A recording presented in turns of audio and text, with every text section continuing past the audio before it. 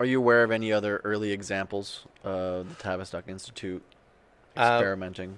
yes, the Tavistock Institute is responsible for the creation of pop music as we know Mm-hmm. it. The fellow, and I lost his name in my head now, who was head of the music research of the radio drama study, Okay. essentially developed the notion of the riff Ah, like within the the 12 tone earworm. system, the Yeah. earworm. Yeah. That's his that's his accomplishment. Mm-hmm. Um, and he actually ended up leaving the institute at its initial founding, or before its initial founding, and then coming back to it and bringing this stuff to it to create the early pop stars. And then it peaked, their influence on it peaked with the Beatles and the Rolling Stones. The Beatles and the Rolling Stones were literal black hat, white hat creations, good guys, bad guys. The Beatles were the Okay. good guys, the Rolling Stones were the bad guys, but they were all immersed within an an astroturfed movement of a counterculture that was supposed to seem like natural teen rebellion. But if it was so natural, why were these eight lads the first ones that anyone had seen doing it? Mm-hmm. Right? Yeah. So And their this came from influence. their management telling them what to do, you think? Yes. Yeah. This came from management telling them what to do and songs crafted with hand in hand with this cat. I can't remember his name right now. Yeah. I can look it up, but Uh, uh, Torbund. that sounds Torbund. very familiar. Yeah.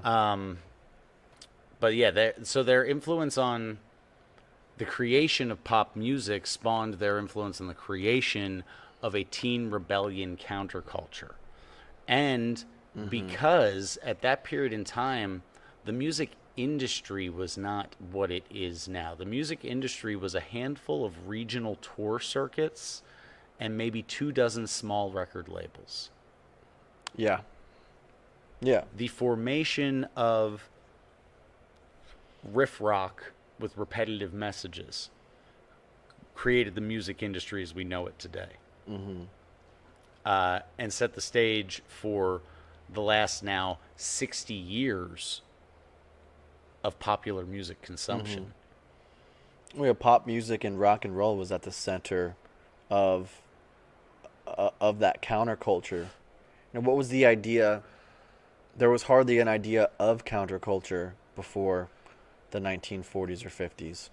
Yeah, the 50s was Right. the beats started to bring in some idea of counterculture, but to the average individual, the counterculture view that the beats provided was grimy and disgusting and not all that appealing Mm-hmm. to anything other than, the listless layabout or the hopeless romantic. The beat life seemed like more of a burden than a freedom. But what is so insipid about the Beatles and the Rolling Stones is that the counterculture was just that you could freak out. You could scream and you could shake and you could dance Yeah. and you could yell, and there was no message behind it, Mm-hmm. just that you were allowed to behave differently. And then once that message was in, those two groups in particular were used to push a whole lot of the counterculture directives as far as drug use and free love and all of those sorts of Mm-hmm. things that then grew out of that initial, we were just allowed to scream and shake and we weren't allowed to do that anywhere else. That was the initial act of rebellion, Mm-hmm. just being unruly.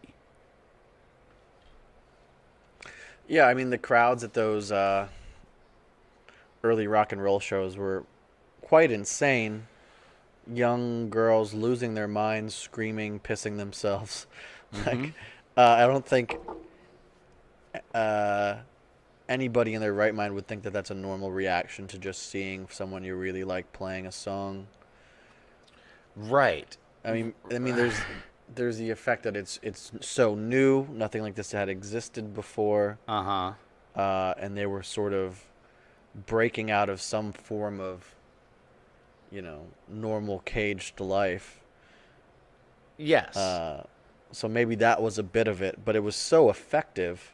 The results were basically immediate, and it's really similar to all of the CIA programs as well. I'm sure like the Tavistock and the CIA probably worked hand in hand in a lot of their stuff. Well, The early CIA, the before it was early even called, whatever the early names were, those those groups within the government who were into the psychological warfare stuff.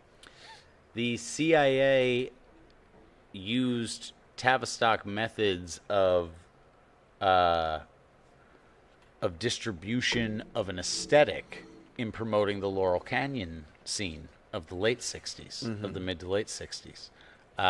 So while some people will make the connections and connect all the paths back to direct